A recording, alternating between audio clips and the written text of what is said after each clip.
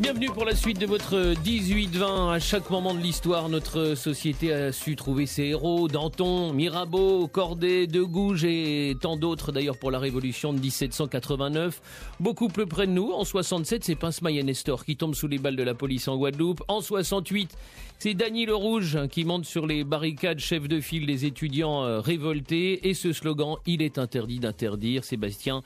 Et on ne s'interdit rien dans ce 18-20 avec ce soir Agora qui s'interroge sur le nouveau visage de cette révolte. Quelle forme revêt-elle?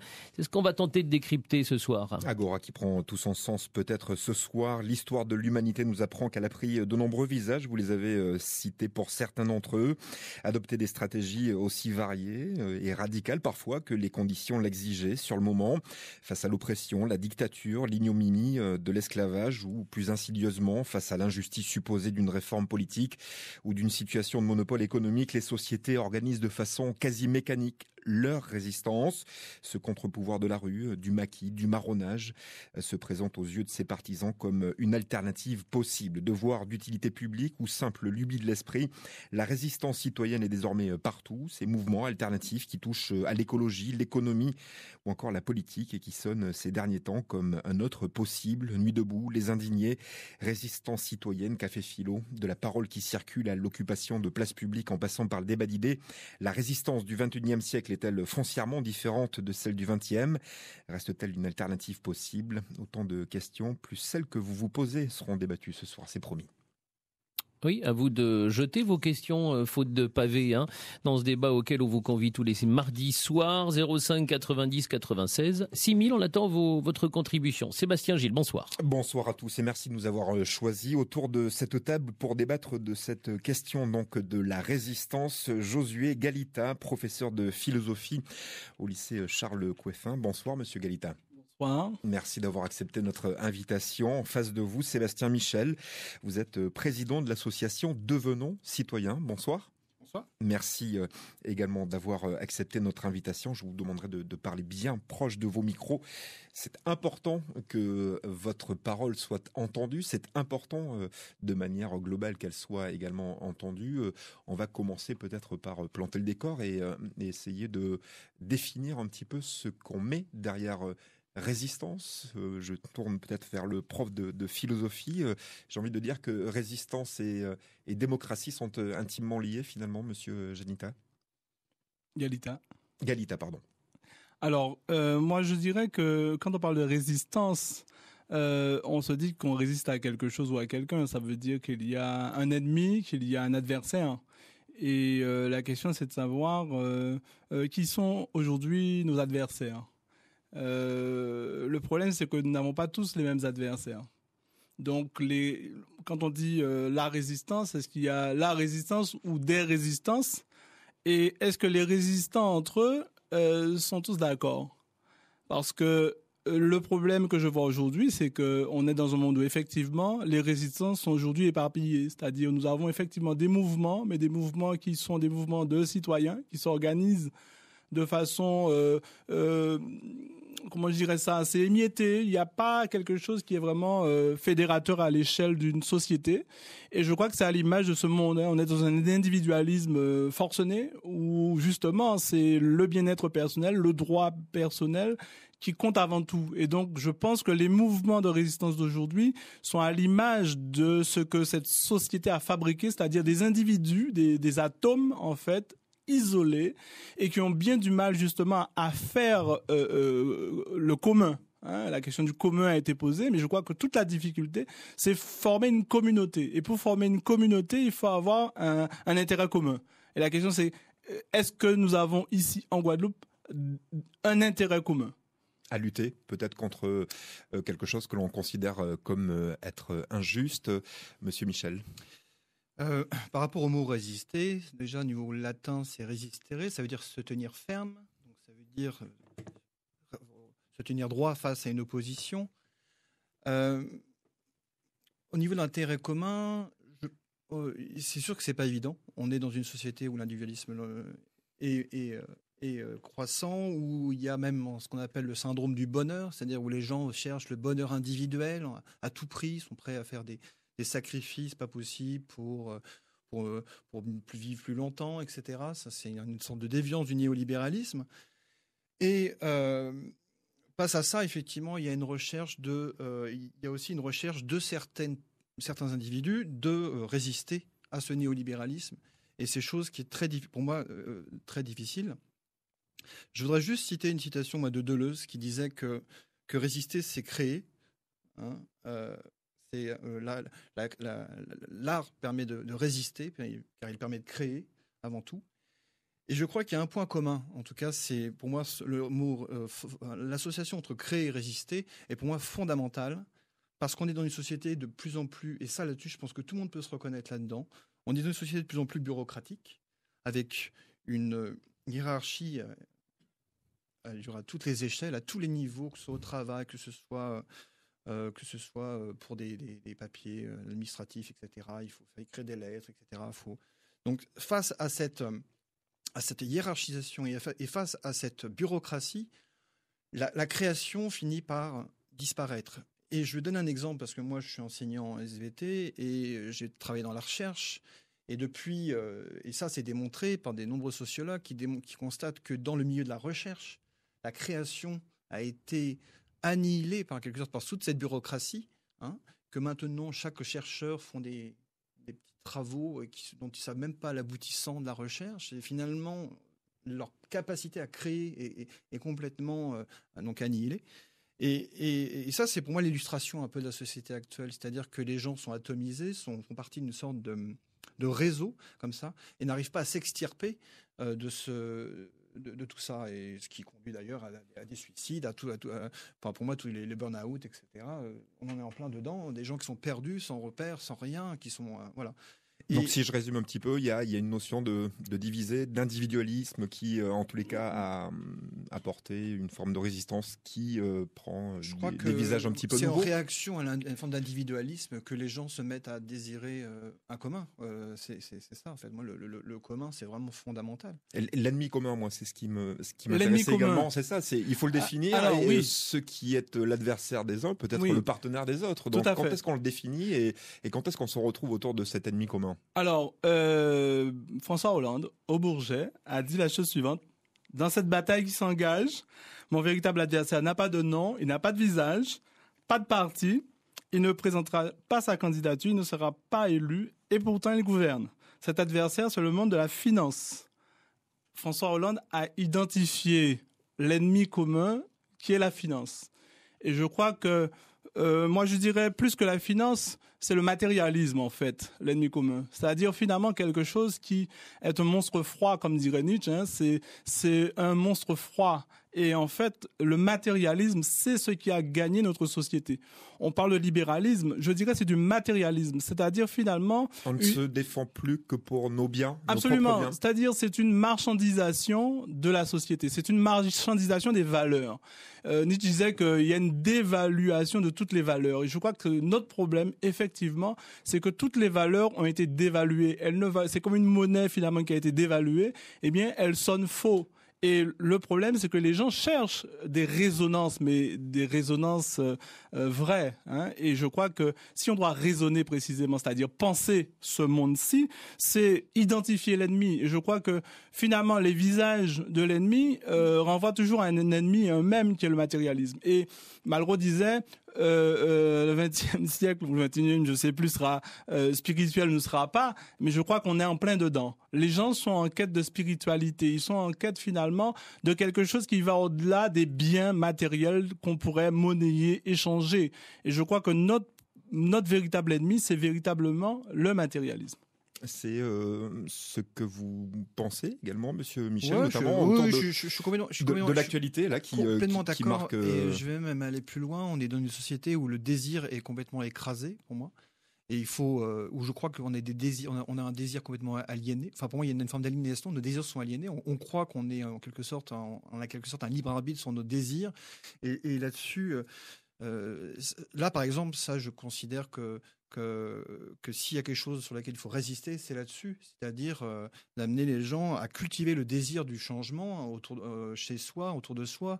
Ça, c'est la première action pour moi de résistance, c'est l'action individuelle qui peut se propager comme ça. D'ailleurs, c'est Spinoza qui disait une chose. Je suis désolé, je suis très. Vous aimez beaucoup Spinoza. Ouais, voilà. Et bon, ce que je désire, ce n'est pas parce que nous jugeons qu'une chose est bonne que nous la désirons. C'est parce que nous la désirons que nous la jugeons bonne. Et je crois qu'il y a beaucoup de gens qui font des choses par automatisme. Il y a une forme d'automatisation qui est toujours pareil avec la bureaucratie. On fait des choses parce qu'on nous dit de les faire. On croit qu'on a une quelconque volonté, mais nos désirs ont quelque sorte ont été capturés. On a une dépossession de nos désirs, quoi. Et bon, moi, c'est pour ça que j'ai éteint la télé depuis très très longtemps. Je résiste à certaines choses, même si on ne peut pas résister à tout, malheureusement. Hein. C'est-à-dire qu'on doit acheter notre maison, on doit avoir un crédit, etc. Donc on ne peut pas résister à tout. Hein. Ça, c'est aussi un peu une utopie de penser qu'on pourrait vivre complètement à l'écart. Donc il faut faire des choix. Alors les choix qui sont opérés en ce moment sur l'actualité qui nous touche. Hein. Alors, ici, en France, je pense à la loi El Khomri, la loi sur le travail. Donc finalement, on est en train, les gens qui résistent, qui s'indignent, qui sont sur ces places publiques, les mouvements de Nuit debout, défendent finalement quoi ? Leur bien matériel, leur CDI, leur droit à travailler dignement, c'est ça qui sont en train de défendre ? Alors moi, pour être un peu en relation avec ceux de Paris, j'étais anciennement parisien, et pour être mis en relation avec eux, de ce que je vois comme ça un peu de l'extérieur, je crois déjà qu'il y a un vrai élan démocratique, c'est-à-dire qu'il y a un vrai sentiment il y a des gens qui se sont sentis dépossédés de cette parole, et donc on a capturé, que les médias ont capturé, que les hommes politiques ont capturé, qui considèrent qui arrivent à considérer qu'on est en démocratie. Mais comment peut-on considérer que nous sommes en démocratie en France ? Ce n'est pas possible. Donc tous ces gens qui sont, je pense, sur les places, essayent déjà de résister à ces... la première chose à faire, c'est de résister à ces mots. C'est-à-dire quand on nous dit qu'on est en démocratie, dire non à ça, c'est une manière de résister. La démocratie, ça n'appartient pas à des élus. Elle a été capturée par des élus, elle a été capturée par une oligarchie. Et ça, je pense que pour moi, le fond de ce qui se passe en ce moment à Nuit debout, et qui s'est passé aux indignés, Occupy Wall Street, etc., il est là, le fond du problème. Et ce qui est... Et c'est aussi, je pense, une réaction au nihilisme global. Je crois qu'il y a les gens, après les attentats en France, par exemple, je pense qu'il y a un désespoir qui s'est insinué, et que les gens essaient de se libérer de ce désespoir, essaient de dire on peut construire autre chose, voilà. Moi, je crois que malheureusement, il y a un humanisme qui est un humanisme athée, qui a considéré que l'homme sauvait l'homme, et qui a considéré que finalement, l'homme était à lui-même son propre Dieu. Et donc, il n'y a pas de transcendance. Et à partir du moment où on a supprimé la transcendance, à partir du moment où c'est l'homme qui est à lui-même son propre Dieu, effectivement, c'est son désir qui prime. Et pourquoi le désir, justement, de dominer ne serait pas tout autant un désir qui serait acceptable qu'un autre ? Il y a aussi une servitude volontaire.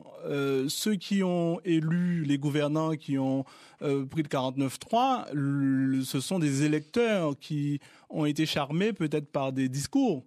Mais est-ce que nous n'avons pas en nous ce désir d'être dominés dans une certaine mesure ? Est-ce que finalement, nous ne sommes pas nous-mêmes nos propres bourreaux ? Et tout le problème est là, parce que dans une démocratie, c'est le peuple qui a le pouvoir. Alors, à quel moment le peuple se réveille ? À quel moment il prend conscience de ce qu'il est ? À quel moment il prend conscience de son pouvoir ? Je crois que l'ennemi, finalement, n'est pas devant nous, il est en nous. Mais là, il semble dire que le peuple a perdu ce pouvoir. Vous êtes d'accord ? On est finalement loin de la démocratie hellénique antique. Je ne pense pas que le peuple ait perdu le pouvoir. Je pense que le pouvoir, c'est pas tout. Avoir le pouvoir, la question c'est pourquoi faire. Parce que prendre le pouvoir, on l'a vu en 1789. En 1789, il y a une révolution française. On a pris le pouvoir. Et puis ça s'est terminé par la terreur. Tous ceux qui avaient milité, Danton, Robespierre, Saint-Just, tous, ils ont eu la tête coupée. Et pourtant, ils étaient effectivement pour le peuple, élus par le peuple. Ils ont eu tous la tête coupée. Ça veut dire que le pouvoir, c'est pas tout. Le pouvoir, pourquoi faire? Si c'est le pouvoir pour qu'un camp domine un autre, on revient toujours au même problème. Ça veut dire que pour qu'il y ait un changement, il faut que le changement vienne de l'intérieur. C'est pour ça que l'ennemi n'est pas devant nous, il est en nous. Ce sont nos propres désirs qui nous mettent dans cette situation. Parce que nous croyons, nous sommes dans l'illusion, nous croyons des discours, nous croyons à un lendemain qui chante. Mais nous sommes dans un monde désenchanté. Les gens sont désespérés, ils sont désenchantés, ils ne croient plus en rien. Et ils peuvent tester les solutions extrêmes. Nous avons une extrême droite qui ne cesse de monter. Eh bien, les gens disent, on a essayé la droite, on a essayé la gauche, rien ne marche. Essayons l'extrême droite, on verra bien. C'est la politique du pire. Donc, le désir nous pousse aussi à essayer le pire. Et donc, le problème, c'est que nous ne sommes pas si bons que nous voulons le croire et les politiques ne sont pas si mauvais que nous voulons le croire. En Guadeloupe, de quoi on souffre beaucoup? Pas forcément de la politique, on souffre d'une violence interne, intrafamiliale. Le père qui tue son fils, la femme, le mari qui tue sa femme, les jeunes qui braquent, ce sont nos enfants. Cette violence-là qui est dans la société, est-ce qu'elle vient au fond des hommes politiques? Parce que eux-mêmes, ils sont aux abois. Eux-mêmes, ils disent, on n'a plus le pouvoir. Ils disent, on ne peut plus décider. C'est la finance qui décide. Mais c'est quoi la finance? C'est l'esprit du matérialisme qui a envahi ce monde. À force de vouloir dégager la spiritualité et simplement assouvir son désir, son plaisir, ici et maintenant, on a oublié l'essentiel. Et c'est pour ça que je dis que l'ennemi, il est intérieur. Martin Luther King disait, soyez le changement que vous voulez voir dans le monde. Donc d'abord résister à ses propres désirs. Absolument.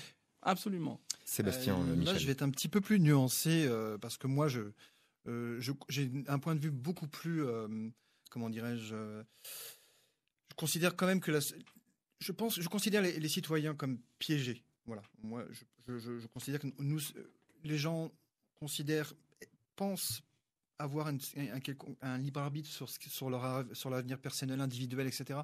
Et pour moi, ils sont piégés. Donc, j'ai un avis très peu. J'attache beaucoup plus d'importance au poids des hommes politiques et de la finance. Alors, on peut quand même distinguer les hommes politiques et la finance, par contre. Parce que les hommes politiques, il y en a certains peut-être qui ont essayé de réformer, d'essayer de moraliser le capitalisme, comme si on pouvait le moraliser. Et je crois que là-dessus, ils sont pieds et poings liés, autant que les citoyens. Donc, pour revenir à la notion de pouvoir, effectivement, je me suis peut-être mal exprimé. Nuit debout, c'est plutôt un rapport de puissance d'agir. C'est-à-dire que les citoyens sont arrivés non pas pour prendre le pouvoir, ils ont occupé les places pour affirmer une puissance d'agir. Nous sommes là, nous ne bougerons pas.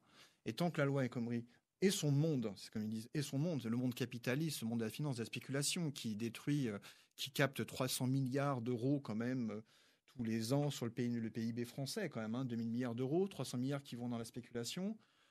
C'est quand même monstrueux. Et à côté de ça, on fait des réformes pour mieux licencier pour mieux licencier. Après, c'est un point de vue.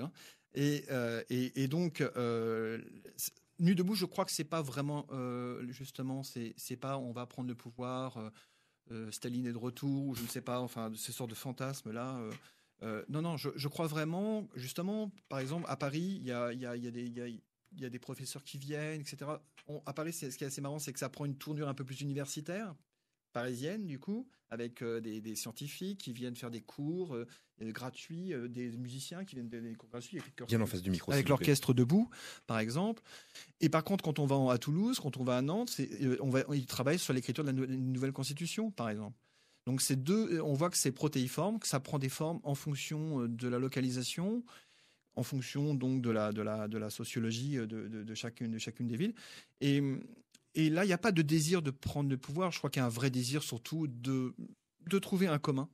Et là-dessus, la notion de pouvoir, j'ai pas le sentiment qu'elle rentre pour le moment en ligne de compte. Ouais. Pour le moment. Pourtant, le passé récent nous prouve que ce type de mouvement citoyen de résistance a accédé au pouvoir en Espagne. Et les indignés, c'est possible aussi. Alors, sur les indignés Podemos, les indignés ne se reconnaissent absolument pas dans Podemos.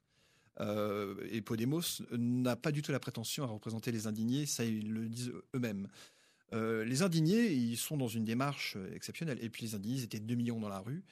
Nous, on est beaucoup moins quand même. Et ils avaient une démarche vraiment activiste. C'est-à-dire que dès que quelqu'un se faisait déloger de son appartement, ils intervenaient, ils retrouvaient l'appartement.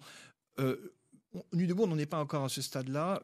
Podemos, c'est sorti un peu des indignés, mais c'est pas vraiment les indignés. Les indignés ne veulent pas se reconnaître là-dedans. Ils veulent rester un mouvement qui soit proche des citoyens et surtout pas déconnecté, justement, parce que Podemos a un fort risque de tomber, de se noyer justement dans Syriza, dans ce qu'a fait Syriza, etc. On touche à la question de est-ce que la résistance a-t-elle vocation à prendre le pouvoir finalement, à devenir le changement, l'incarnation du changement? Tout le problème est là. Nous avons eu un mouvement en 2009 qui était le mouvement du LKP. Nous avions des figures de la résistance. Nous les avons toujours. Hein. Enfin, pour certains, Elie de Mota a incarné une figure de la résistance. Et il posait les questions non pas en termes matériels, mais il posait la question en termes d'identité, en termes de dignité. Et beaucoup de gens ont eu un espoir. Mais pourquoi ça ne va pas plus loin? Parce que individuellement, nous ne sommes pas prêts à payer le prix. La question, c'est est-ce qu'on est prêt? Qu'est-ce qu'on est prêt à sacrifier? Les gens qui sont debout dans la rue ne veulent pas de coups de matraque, ils ne veulent pas de gaz lacrymogène. Ils ont d'ailleurs du sérum physiologique parce que ça brûle les yeux. On est dans un monde démocratique où le peuple est un mouton qui est dans une bergerie, qui est soigné, coconné. Il n'a pas envie de souffrir. Donc ces gens-là, la question c'est quel prix, et comme nous tous, quel prix nous sommes prêts à payer? Nous sommes un pays de fonctionnaires, nous sommes un pays des 40%, nous sommes un pays du RMI, du RSA, c'est-à-dire que l'État a fait en sorte finalement d'annihiler toute volonté de puissance. Et donc de ce fait-là, le peuple n'est pas prêt précisément à se révolter parce que ça coûte. Ça coûte pas seulement en bien matériel, ça coûte en renoncement à beaucoup de choses. Et parfois même en renonçant à sa vie. Qui est prêt à payer, qui est prêt à donner sa vie aujourd'hui pour son peuple? La question, elle est posée. Donc la résistance a complètement changé de visage, celle qui a été incarnée par les marrons, les nègres marrons qui fuyaient l'esclavage, qui étaient effectivement prêts à risquer leur vie pour retrouver leur liberté. Tout ça n'est plus possible au XXIe siècle. Je ne dirais pas que ce n'est plus possible. Je dirais que les nègres marrons, ils étaient au pied du mur. C'était la liberté ou la mort. Aujourd'hui, nous ne sommes pas au pied du mur. Nous, c'est la liberté ou le confort, etc. Mais c'est pas la mort. Nous n'avons pas la mort en face. En tout cas, pas la mort physique en face. Donc, nous sommes presque comme des zombies, comme des morts vivants, c'est-à-dire que nous consommons, nous poussons les caddies, et puis après le LKP, on a recommencé à pousser nos caddies, et voilà. Donc ce peuple-là n'a pas encore véritablement pris en main son destin. Mais je dirais que c'est chacun d'entre nous qui n'a pas encore pris en main son destin. Vous êtes à l'écoute de Guadeloupe Première, Agora ce soir, qui donc, vous l'aurez compris, pose la question de la résistance citoyenne. En 2016, autour de la table, Josué Galita, professeur de philosophie au lycée Charles Coueffin, et puis Sébastien Michel, président de l'association Devenons Citoyens. Vos appels au 96 6000, bien sûr, ou vos réflexions. Sébastien Michel, la résistance doit-elle être absolument incarnée? On a entendu Christophe évoquer quelques figures historiques de ces résistances qui ont marqué l'histoire de l'humanité. Est-ce qu'elle est forcément incarnée pour être, disons, efficace? On va dire qu'elle l'est forcément, parce qu'il y a des intellectuels, parce qu'il y a des gens des fortes personnalités qui s'imposent. Mandela, Gandhi, oui, tous les mouvements des leaders. Alors, c'est peut-être la nouveauté justement par rapport à Nuit debout et les indignés, c'est qu'ils veulent se réclamer d'aucun porte-parole. C'est ça. Tout le monde veut considère que l'autre peut avoir quelque chose à apporter et qu'il n'y a pas un détenteur de la vérité. Il y a des gens qui impulsent le mouvement, mais qui ne veulent pas être le leader. Est-ce que c'est une faiblesse ou est-ce que c'est une force selon vous? Non, je crois que c'est une force. Ça. Je crois que c'est vraiment dans cette résistance diffuse, dans la résistance diffuse, pour moi, qui fera éventuellement trembler un peu les gens qui sont au pouvoir. Et dès qu'on commence à nasser les gens, par exemple, alors là, il y a le parti politique, ça c'est mon point de vue, pour moi, il n'y a rien de mieux pour nasser les idées et capturer des individus, déposséder comme ça des idées. Hein. La force du New Boost, c'est justement que ça prend une sorte de... C'est un peu nuageux, c'est un peu nébuleux, quoi. Voilà. Et j'espère que ça le restera comme ça. Ce qui est bien, même si ça va pas au bout dans les mois qui viennent, même si ça s'estompe, ça sera une première étape. Dans 10 ans, peut-être que ça reprendra, dans 5 ans, on ne sait pas, avec un incident quelconque, Marine Le Pen au pouvoir, je ne sais pas, quelque chose comme ça, et que ça pourra peut-être amplifier un peu plus le mouvement. Et peut-être que, quand même, là, en ce moment, ça se durcit pas mal, donc il faut espérer que le gouvernement réagisse à un moment donné. 6, voilà. Sur l'incarnation de la résistance? Moi, je crois que il faut toujours quelque chose qui nous dépasse. C'est-à-dire, il faut quelque chose qui nous transcende. Tant que la résistance s'incarne par des gens qui finalement sont des individus lambda, ils ne sont pas vraiment suivis. Et c'est aussi la faiblesse. Je crois que c'est une vraie faiblesse du mouvement Nuit debout, c'est qu'il n'y a pas de leader, qu'il n'y a pas de figure de proue. C'est en même temps une force et une faiblesse. Je comprends qu'ils ne veuillent pas justement prendre le pouvoir et personnaliser le mouvement. C'est louable, mais en même temps c'est une faiblesse parce que les gens ont besoin de leaders, que ce soit de bons ou de mauvais leaders. Pourquoi? Parce que ils croient toujours qu'il y a quelqu'un quelque part qui va les sauver. Or, il n'y a personne quelque part qui va nous sauver. Il y a chacun d'entre nous qui doit faire en sorte que le changement ait lieu. Mais le changement ne peut avoir lieu que si on change soi-même. Ouais, alors moi, je ne suis pas du tout d'accord parce que justement, c'est que la force de ces mouvements, des indignés, etc., et c'est là, je trouve qu'il y a la nouveauté dans les mouvements de mobilisation politique par rapport à maintenant, c'est qu'il y a une demande d'autonomisation. C'est-à-dire que les individus nous sommes des individus hétéronomes, c'est-à-dire que nous ne décidons aucunement des lois qui sont votées. Le 49.3 en est la démonstration. Et que là, il y a un vrai désir d'autonomisation. Et dans ce désir de retrouver l'autonomie, la détermination, les lois, nomos, c'est la loi, donc il y a un vrai désir justement de dire tu as beau avoir fait un bac plus 5 ou tu auras beau avoir fait une thèse etc. Je suis capable de décider, moi aussi, il n'y a pas de compétence à décider. Hein. Il y a une compétence pour accéder au pouvoir, mais il n'y a pas forcément une compétence pour décider de la chose publique. Et c'est ça la nouveauté, justement, de résister justement à ce désir comme ça de laisser des individus prendre le pouvoir et se corrompre. Christophe. Oui, appel au 96 6000. On a Thierry qui est avec nous ce soir. Bonsoir Thierry. Bonsoir. Thierry Bonsoir, Lamentin. Et vous, c'est ce que Josué Galita nous disait tout à l'heure, vous semblez regretter le fait qu'on manque de courage finalement et ne pas suivre les leaders. Hein. C'est un petit peu ce que vous avez pu nous faire part hors antenne. Oui, c'est tout à fait cela. D'ailleurs, je ne suis pas forcément d'accord avec l'intervenant qui vient de parler, dans la mesure où il ne faut pas croire que les choses bougeront parce que tout d'un coup, nous allons nous asseoir et puis décider ensemble. Hein. J'ai lu quelque part que la démocratie est une utopie de la République et effectivement, à un moment donné, quel que soit le mouvement, quelles que soient les décisions, vous prenez toutes les révolutions, il a fallu des leaders pour prendre une direction.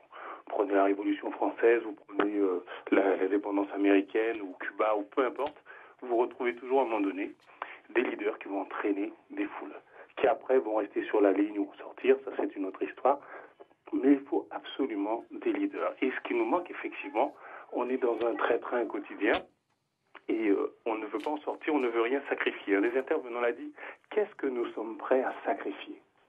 Tant qu'individuellement, à un moment donné, on sera pas prêt à sacrifier quelque chose en suivant un groupe, en suivant un leader, eh bien, effectivement, les choses resteront telles quelles. Et je ne pense pas que ça soit les politiques, c'est vrai que maintenant, ce sont les financiers qui ont le pouvoir, mais même les financiers, le pouvoir reste toujours au peuple, à partir du moment où il y a une synergie qui est lancée. Les esclaves qui se sont révoltés, qui à un moment donné ont initié l'indépendance, si on va en Haïti, ils n'avaient pas le pouvoir au départ. Vous prenez l'indépendance américaine, même chose, à tous les niveaux, vous retrouvez toujours un petit groupe et un effet de boule de neige qui à un moment donné va inverser les tendances, va inverser les forces. Et effectivement, il nous faut individuellement voir qu'est-ce que je suis prêt à donner, et par effet boule de neige, à un moment donné, les choses peuvent bouger. Mais pour l'instant, c'est vrai que l'événement Nuit debout, c'est plus de la contestation qu'on affiche. Mais ça reste gentil. Merci Thierry. Merci beaucoup Thierry, merci de votre réaction. Une petite réaction de votre part, parce qu'on a un auditeur également en attente, Josué. Oui, moi je pense que le résistant, c'est celui qui renonce à lui-même. C'est celui qui est prêt à se donner. C'est celui qui est prêt vraiment à renoncer à lui-même. Et tant qu'on n'est pas prêt à renoncer à soi-même, moi je prends l'exemple du Christ. Il a donné sa vie. Il a donné sa vie. Il était prêt à mourir pour les autres. Et je crois que c'est la figure du résistant. C'est la figure christique. La figure christique. Christophe. Allez, oui, Harry des Abîmes est avec nous. Bonsoir Harry. Bonsoir. Bonsoir Harry. Bonsoir aux auditeurs. C'est vous qui aurez le mot de la fin pour les auditeurs. En tout cas, vous, les questions, c'est bien de se poser des questions, mais c'est le regret de ne pas y apporter les réponses, voilà, semble-t-il. Exactement. Brièvement, hein. Voilà, c'était ça le sens de mon intervention. C'est qu'on se pose toujours des interrogations et on n'a jamais de réponse. Et tout le monde nous dit la même chose. On nous dit de sacrifier, mais sacrifier quoi? Chaque fois que quelqu'un essaye de faire quelque chose pour améliorer la société, on a toute l'autre partie qui est contre ce que fait l'autre. Alors on ne s'en sort, à mon avis, ça va être difficile de s'en sortir. Vos interlocuteurs l'ont bien dit. À chaque fois, nous sommes, comment dirais-je, une somme d'individualité. Personne n'est prêt à mettre rien en commun pour aider l'autre. Merci. Merci en tout cas. Vous nous aidez à faire avancer le débat. Harry, oui, Sébastien Michel. Je vais répondre à la première intervention. Monsieur disait qu'il fallait des leaders, etc. Je suis désolé, mais les luttes, les seuls progrès sociaux qu'on a connus dans notre société, que ce soit le Conseil national de la résistance, que ce soit... On va prendre les luttes sociales aux États-Unis avec toute la ségrégation qu'on a connue, etc. Tous les progrès sociaux sont nés des luttes sociales.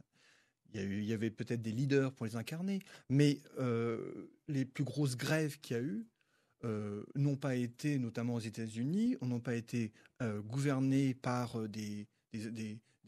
c'est venu des citoyens qui se sont dit c'est terminé, on arrête.